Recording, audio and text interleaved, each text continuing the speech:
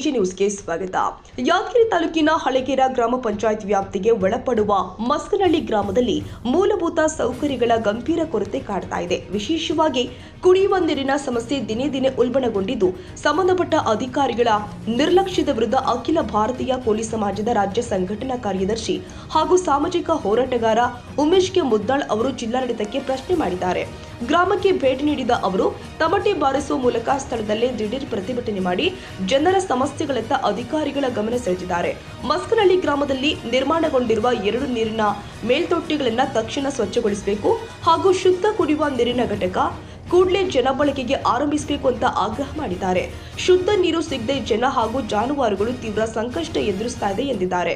ಗ್ರಾಮ ಪಂಚಾಯಿತಿ, ತಾಲೂಕು ಪಂಚಾಯಿತಿ, ಜಿಲ್ಲಾ ಪಂಚಾಯಿತಿ ಹಾಗೂ ಜಿಲ್ಲಾಡಳಿತ ಭವನದಲ್ಲಿ ಶಾಸಕರು, ಸಚಿವರ ಸಭೆಗಳು ನಡೆದರೂ ಕೂಡ ಈ ಸಮಸ್ಯೆ ಕುರಿತು ಚರ್ಚೆಯಾಗದಿರೋದು ದುರಂತ ಅಂತ ಆಕ್ರೋಶ ವ್ಯಕ್ತಪಡಿಸಿದ್ರು. ಮೇಲ್ತೊಟ್ಟಿ ಹಾಗೂ ಆರೋ ಪ್ಲಾಂಟ್ ನಿರ್ಮಾಣಕ್ಕೆ ಯಾರು ಮನವಿ ಸಲ್ಲಿಸಿದ್ರು, ಎಷ್ಟು ಹಣ ಮಂಜೂರಾಗಿದೆ, ಎಷ್ಟು ವೆಚ್ಚವಾಗಿದೆ, ಲೂಟಿ ನಡೆದಿದೆಯಾ ಎಂಬ ಸಂಪೂರ್ಣ ಮಾಹಿತಿ ಬಹಿರಂಗಪಡಿಸಬೇಕು ಅಂತ ಒತ್ತಾಯಿಸಿದ್ರು. ಈ ಹಿಂದಿನ ಜಿಲ್ಲಾಧಿಕಾರಿಗಳು, ಜಿಲ್ಲಾ panchayat CEO, taluk panchayat EO, panchayat Raj engineering ಉಪವಿಭಾಗದ ಜೆಇ, ಎಎಇ, ಇಇ ಸೇರಿದಂತೆ ಅಧಿಕಾರಿಗಳು ಗ್ರಾಮದಲ್ಲಿನ ಸಮಸ್ಯೆಗಳಿದ್ರೂ ಕೂಡ ಗಾಢ ನಿದ್ರೆಗೆ ಜಾರಿದ್ದಾರೆ ಅಂತ ಆರೋಪಿಸಿದ್ರು. ಸಾರ್ವಜನಿಕರ ತೆರಿಗೆ ಹಣದಿಂದ ನಿರ್ಮಾಣಗೊಂಡ ಸೌಕರ್ಯಗಳನ್ನ ಬಳಕೆಗೆ ನೀಡದೆ ಸ್ವಚ್ಛತೆ ಕೈಗೊಳ್ಳದೆ ನಿರ್ಲಕ್ಷ್ಯ ವಹಿಸಿರೋದು ಖಂಡನೀಯ ಎಂದಿದ್ದಾರೆ. ಗ್ರಾಮದಲ್ಲಿ ಕುಡಿಯುವ ನೀರು ಹಲವು ಕಡೆ ಸೋರಿಕೆಯಾಗ್ತಾ ಇದ್ದು, ಕಲುಷಿತ ನೀರಿನ ಮಿಶ್ರಣದಿಂದಾಗಿ ಸಾಂಕ್ರಾಮಿಕ ರೋಗಗಳ ಭೀತಿ ಎದುರಾಗಿದೆ. ಚರಂಡಿ ವ್ಯವಸ್ಥೆ ಇಲ್ಲದ ಕಾರಣ ತಗ್ಗು ಪ್ರದೇಶದಲ್ಲಿ ನೀರು ನಿಂತು ಸೊಳ್ಳೆಗಳ ಉತ್ಪತ್ತಿ ಕೇಂದ್ರಗಳಾಗಿದೆ.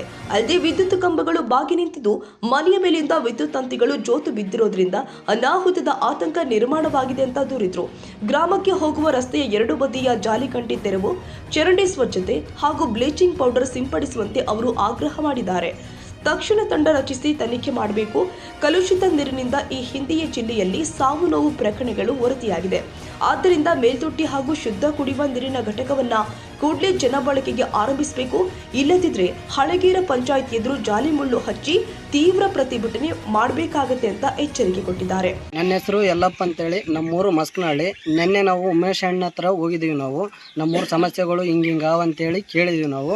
ಅವ್ರು ಅದಕ್ಕಾಗಿ ಇವತ್ತು ಬೆಳಗ್ಗೆ ಅವ್ರು ಬಂದು ನಮ್ಮೂರಿಗೆ ಭೇಟಿ ಕೊಟ್ಟರು. ನಮ್ಮ ಸಮಸ್ಯೆ ನೀರು, ವಿದ್ಯುತ್ತು, ಚರಂಡಿ ಅಂದಿ ಏನೈತೆ ಅದೆಲ್ಲ ಹೇಳಿದ್ದೀವಿ ನಾವು. ಅವ್ರು ಮಾಡಿಕೊಡೋಂಥ ವ್ಯವಸ್ಥೆ ಮಾಡ್ತೀವಂತ ಹೇಳಿದ್ದಾರೆ.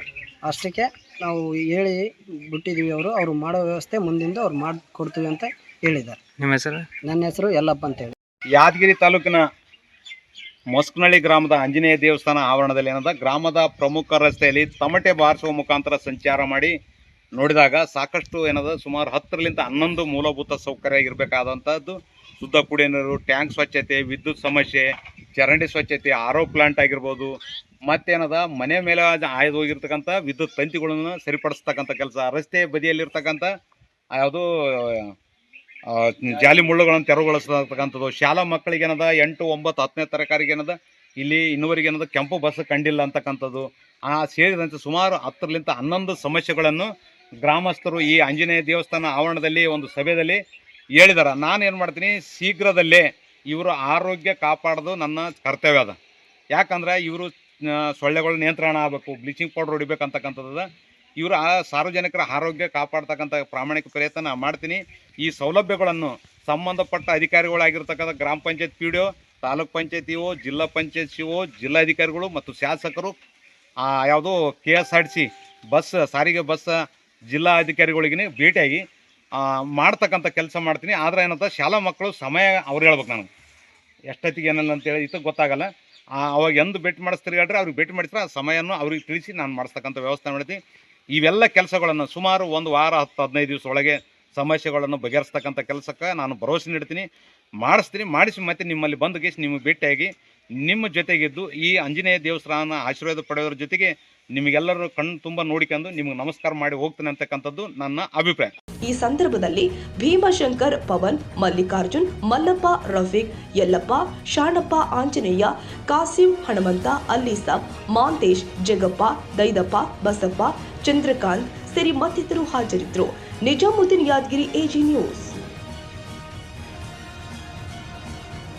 ಕನ್ನಡಿಗರ ಮೆಚ್ಚಿನ ನಿಮ್ಮ ಎಜೆ 24/7 ನ್ಯೂಸ್ ಕನ್ನಡ ವಾಹಿನಿ ಇದೀಗ ಟಿವಿಯಲ್ಲಿ ಲಭ್ಯ. ಒಂದು ವೇಳೆ ನೋಟಿಸ್ ಕೊಟ್ಟಿದ್ರೆ ವಾಪಸ್ ತಗೋತೀವಿ. ಇವತ್ತು ವಕ್ಫ್ ಪ್ರಾಪರ್ಟಿ ಅಂತೇಳಿ ಬರ್ತದೆ ಅಂತ ಹೇಳಿದ್ರೆ ರೈತರು ಬೀದಿಗೆ ಬಂದ್ರೆ ಏನ್ ಮಾಡ್ಬೇಕಾಗತ್ತೆ? ಯಾರು ವೋಟ್ ಹಾಕಿಲ್ಲ ಅಂದ್ರೆ ಗ್ಯಾರಂಟಿನೆಲ್ಲ ಸ್ಟಾಪ್ ಮಾಡ್ಬಿಡ್ತೀವಿ.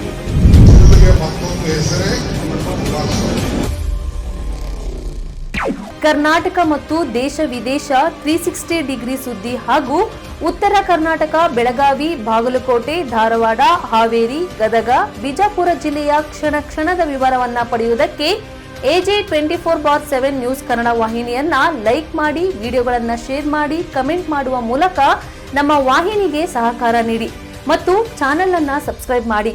ಧನ್ಯವಾದಗಳು.